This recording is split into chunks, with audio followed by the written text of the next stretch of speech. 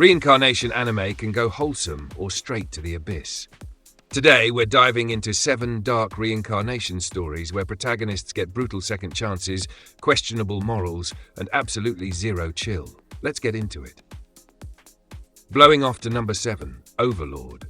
So you die playing your favorite MMO and wake up as your max-level skeleton wizard avatar with an entire dungeon of loyal monsters who worship you as a god. Sounds like a power fantasy, right? Well, Overlord takes that fantasy and dunks it in existential dread and casual genocide. Ain Zoal Gaon isn't your typical heroic protagonist. This guy's running a villain organization, and the show doesn't apologize for it. He's out here conquering kingdoms, experimenting on humans, and his subordinates are committing war crimes like they're trying to speedrun a Geneva Convention violation bingo card. The dark part? Ains isn't even sure he's doing the right thing half the time. He's trapped playing 4D chess with loyal followers who think he's a genius, when really, he's just winging it and hoping nobody notices. What makes Overlord darkly brilliant is how it flips the script. You're rooting for the villain, watching him dismantle heroes and kingdoms with cold efficiency. The show doesn't shy away from showing the consequences either. Innocent people die a lot, and the series treats it with uncomfortable realism.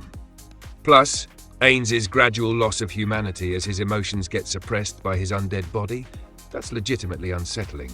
This isn't about redemption or finding your way home, it's about watching someone become the monster. And somehow, it's absolutely binge-worthy. Sliding to number 6, The Executioner and Her Way of Life. Here's a twist. What if reincarnated people were actually walking apocalypse bombs, and there was a whole organization dedicated to killing them before they destroy the world? Enter Menu, an executioner, who's basically the Grim Reaper for Isekai protagonists. This show goes hard on the psychological horror. Menu isn't some edgy anti-hero, she's genuinely kind, which makes her job of murdering confused teenagers from another world absolutely brutal to watch. She befriends them, gains their trust, then kills them because that's literally her mission. The moral complexity here is insane. Are these reincarnated people victims or ticking time bombs? The show doesn't give easy answers. Then there's Akari, the girl Menu needs to kill but can't because Akari's ability reverses time every time she dies. So now Menu's stuck in this twisted loop where her target is hopelessly in love with her, and she's forced to repeatedly attempt murder while developing actual feelings. It's dark, it's morally complicated, and it deconstructs the entire isekai genre by asking, what if the reincarnated hero was actually the villain of someone else's story? The series doesn't pull punches with its violence either. Deaths are messy, emotional, and the show makes you feel every one. But trust me, number 5, it'll punch you right in the childhood trauma. Landing on number 5, Mushoku Tensei, Jobless Reincarnation. Mushoku Tensei is the godfather of modern isekai, and it's way darker than its colorful animation suggests. A 34-year-old shut-in dies pathetically and gets reincarnated with all his memories intact. Great, second chance at life, right? Except this guy was genuinely a terrible person, and the show doesn't let you forget it. What makes this dark is the brutal honesty. Rudis is deeply flawed, creepy, perverted, traumatized, and his journey isn't about becoming a hero. It's about a broken man trying to unfuck his life one painful step at a time. The series throws trauma at him constantly: family tragedy, betrayal, literal enslavement, and enough PTSD to fill a therapy textbook. Unlike other isekai where protagonists adapt instantly, Rudis spends entire arcs paralyzed by anxiety and depression. The world itself is unforgiving.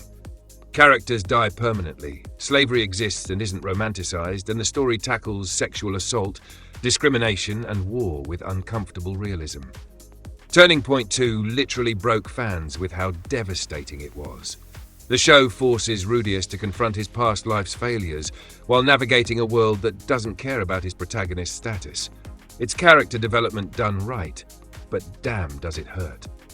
Watching Rudius slowly become a better person while the world keeps kicking him down is both inspiring and soul-crushing.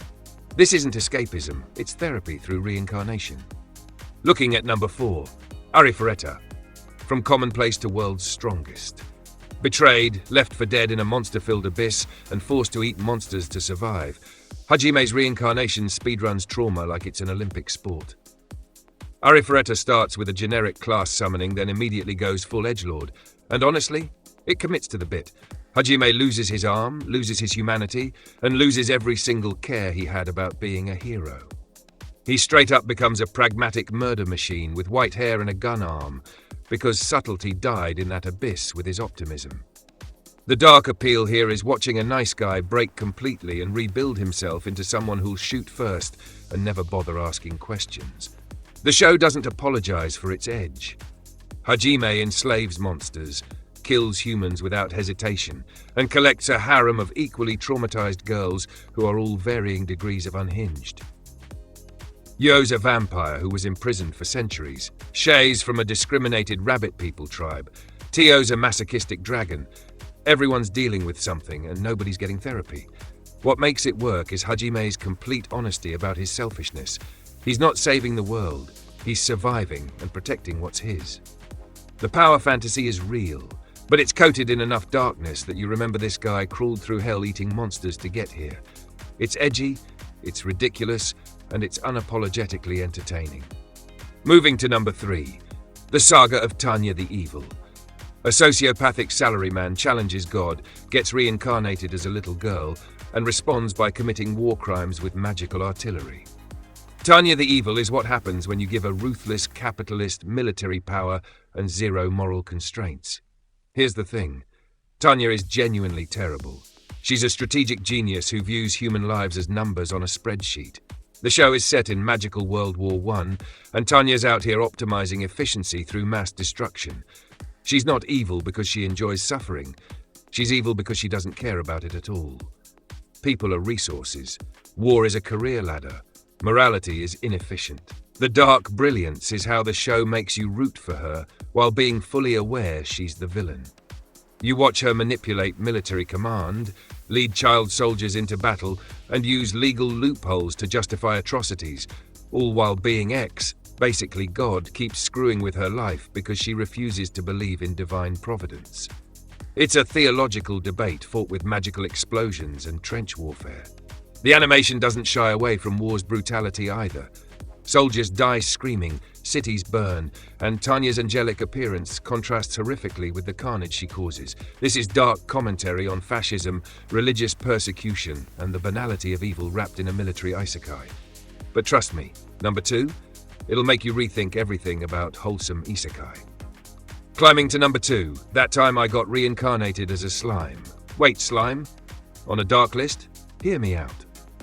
Rimuru seems like the wholesome dad of isekai, building nations, befriending monsters, solving problems with diplomacy.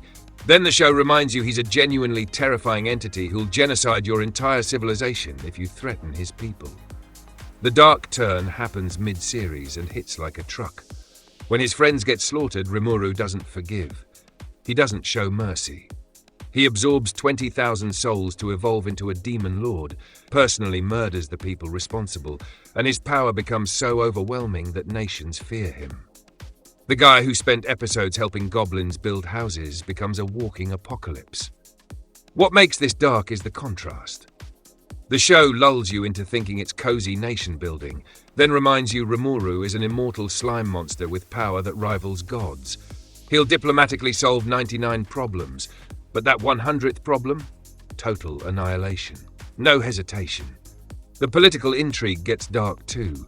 Slavery, assassinations, conspiracies, and Rimuru navigating morally grey decisions about justice versus revenge. He names monsters knowing it could kill him. He makes alliances with literal demons.